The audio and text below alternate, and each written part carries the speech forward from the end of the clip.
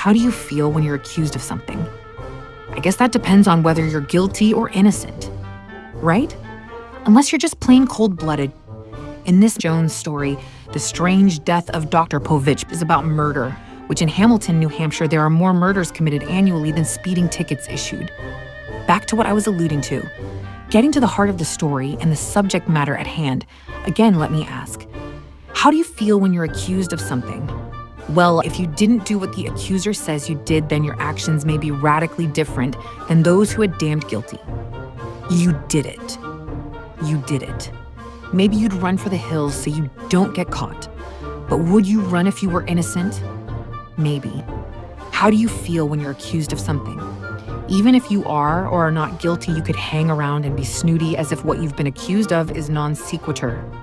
Or option number 3, go about your business as if you've done nothing wrong, which is great, especially when you have done nothing wrong, but also works if you're guilty as hell.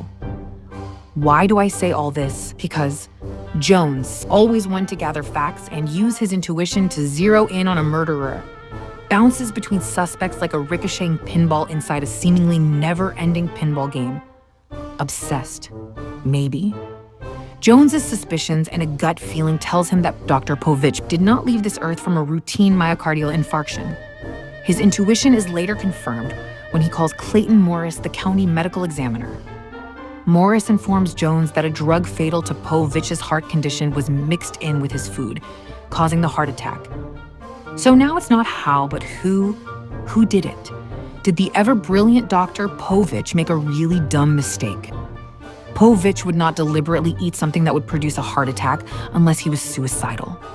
And he wasn't.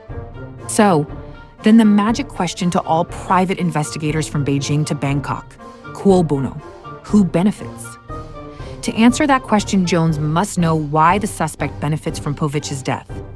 Every one of the suspects gains from the death of the doctor. Jones just doesn't have enough information. Yet, his chipping away at clean motives and opportune times to commit the murder is time-consuming. Plus, he has a full-time job coaching. It's no secret that Povitch had a money-grubbing companion with a spending proclivity that is worthy of the national budget. And Povitch's assistant professor has access to all of Povitch's research and can not only become wealthy, but he can become a celebrity.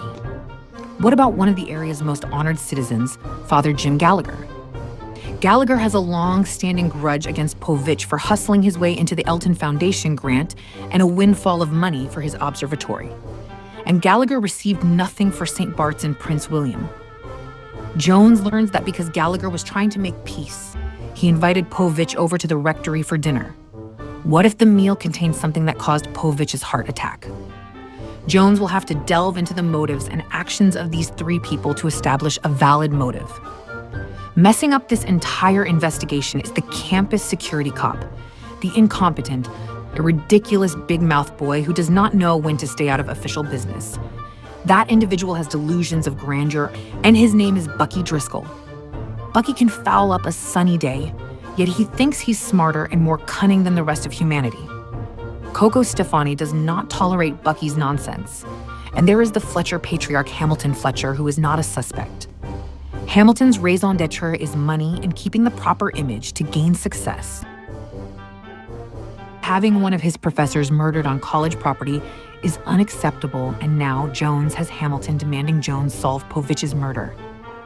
And then the ultimate clue, or possibly a roadblock, is another murder one of Jones's cheerleaders, Tammy Welch.